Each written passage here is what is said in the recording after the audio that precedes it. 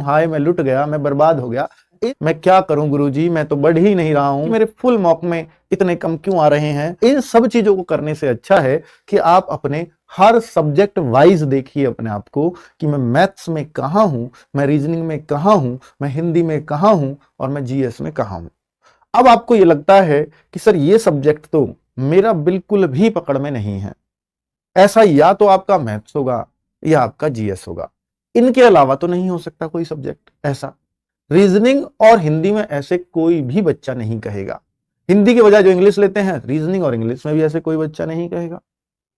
सिर्फ यही दो सब्जेक्ट टेंशन देते हैं, पर जो टेंशन नहीं देते, हिंदी और रीजनिंग, क्या वो आप पूरा कर पाते हो या हर टेस्ट में 18+ कर पाते हो? उस पर एनालिसिस करो। सर इन दो का क्या करें, मतलब दो में से एक तो आपको मजबूत रखना ही पड़ेगा। आपकी या तो जीएस बहुत मजबूत हो सकती है या मैथ्स बहुत मजबूत हो सकता है। मोस्टली बच्चे जीएस में थोड़ा सा ये कहते हैं सर इतना बढ़िया नहीं है, मैथ्स अच्छा है, तो आपके 3 सब्जेक्ट फिर अच्छे हो जाते हैं। तो जिनके 3 सब्जेक्ट है, हिंदी 3 सब्जेक्ट अच्छे हैं, मैथ्स रीजनिंग हिंदी, तो हिंदी भाषी जो स्टेट है इनमें उम्मीद वही करें अपने सिलेक्शन की। अगर आप गैर हिंदी भाषी स्टेट से हैं तो आपके 2 सब्जेक्ट अगर बहुत स्ट्रांग है, हिंदी और रीजनिंग या इंग्लिश या रीजनिंग जो भी आप कहते हो, 2 सब्जेक्ट स्ट्रांग है, इन दोनों में से एक बिल्कुल भी नहीं है और एक में आप आधा पर्दा कर लेते हो, तो भी आपका सिलेक्शन हो सकता है। मतलब कम से कम आपको जो हिंदी भाषी वाले स्टेट से बच्चे नहीं हैं उनको भी कम से कम आधा उसमें से, मान लो या तो आपका जीएस बिल्कुल नहीं है तो मैथ्स अच्छा हो, मैथ्स बिल्कुल नहीं है तो जीएस थोड़ी अच्छी हो, तो टोटल मिलाकर के आपको 2.5-3 सब्जेक्ट, 2.5 मतलब एक बिल्कुल छोड़ भी दिया है तो एक बहुत स्ट्रांग हो या उसमें से बहुत स्ट्रांग भी ना हो, आधा भी हो तो भी चल जाएगा, पर दूसरे में भी एक चौथाई चाहिए तो आप सिलेक्शन ले जाते हो तब भी। तो बच्चे अब मैं आपसे ये कह रहा हूं कि रीजनिंग और हिंदी 2 सब्जेक्ट सबके बहुत अच्छे होने चाहिए, चाहे कोई कहीं से भी है। ये सबसे आसान सब्जेक्ट हैं, इनमें अगर कहीं कमी हो रही है हिंदी और रीजनिंग में या इंग्लिश और रीजनिंग में, तो भाई इस कमी को सबसे पहले दूर करो। किस चैप्टर में का क्वेश्चन इन दोनों में मुझसे गलत होता है, उस चैप्टर का प्रश्न, ये प्रतिज्ञा लो कि अगले मॉक में गलत नहीं होने दूंगा, चाहे कुछ भी क्यों ना हो जाए। यह प्रतिज्ञा तो आपको करनी पड़ेगी, तो ही आप एक सटीक गाइडेंस में तैयारी कर रहे हैं।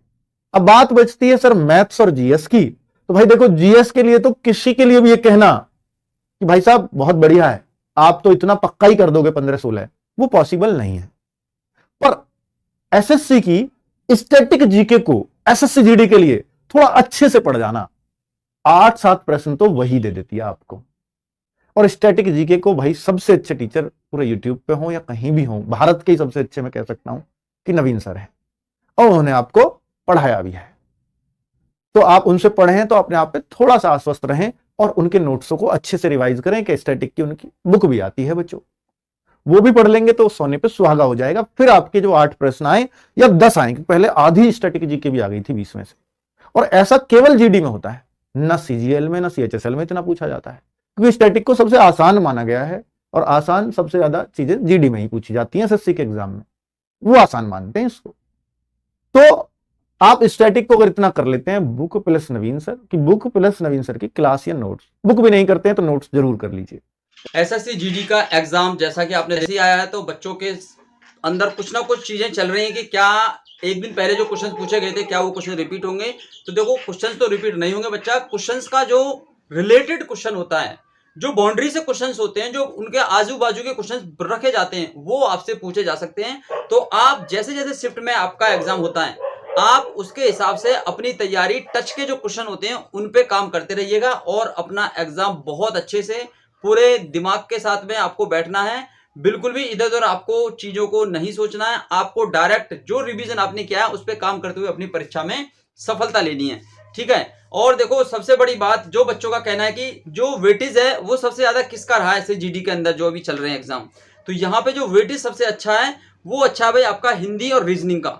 हिंदी और रीजनिंग के अंदर आप अच्छे से अच्छा स्कोर कर सकते हो, ये स्कोर आपकी मुट्ठी में है। मैथ के अंदर भी आप लोग अच्छा स्कोर कर सकते हैं, बशर्ते आपकी प्रैक्टिस होनी चाहिए। कैलकुलेशन पे आप अगर काम अच्छा करना जानते हैं, प्रैक्टिस आपकी अच्छी है, तो मैथ के अंदर भी बच्चे 15, 16, 17 क्वेश्चंस बना के आ रहे हैं। समझ रहे हो? बशर्ते आप लोगों को टाइम मैनेजमेंट का अपना टाइम शेड्यूल पता होना चाहिए, किस तरीके से आपका टाइमिंग आ रही है।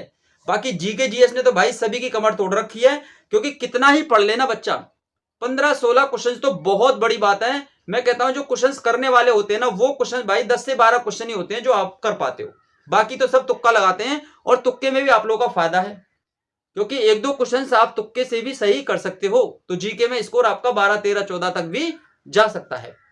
तो आप अपनी पढ़ाई में बिल्कुल लापरवाही न करें। जिनका भी एग्जाम नेक्स्ट डेट में है, आप लोग अपने अच्छे से फोकस करते हुए अपनी स्टडी को तैयार रखिएगा। बहुत अच्छे से आप लोगों का रिवीजन है और आपकी तैयारी एकदम बढ़िया है। अपने आप को डिमोटिवेट नहीं करना है।